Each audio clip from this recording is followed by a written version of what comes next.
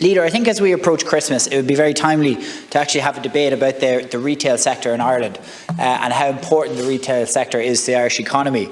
And coming from a border town like Dundalk, I have seen over the years how resilient both retail and indeed consumers have to be, particularly where over the decades we had to deal with currency fluctuations on both sides of the border, we've had to deal with COVID, we've had to deal with Brexit. So one of those examples of how we have become very resilient towards it and towards individual ingenuity is the Shop Local voucher scheme that was initiated by Dundalk Chamber of Commerce 5 years ago.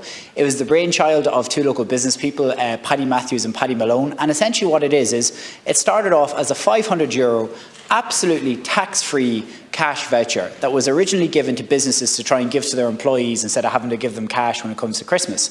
And the concept of that was then it was usable in all local shops in Dundalk. So the most important thing about it was a great way that a business could give tax-free money to its employees, and that money was then going directly back into the local economy. In the last 5 years, €1 million has been raised in each of the last 5 years. We're now in the last day of November and we're already at €1 million already, and it's expected to reach €1.5 million by the end of the Christmas season. It is a great example of how you can make sure that money stays in a local economy. Dundalk was the absolute pioneer of this. It's now been expanded into one or two other chambers of commerce. I think, and actually, it's now just not about businesses anymore. You now have families, you now have grandparents buying these vouchers for their grandchildren. It's now expanded outside of the business thing. And I just think in a year where shopping local is so important, it is a great way to keep money in a local economy.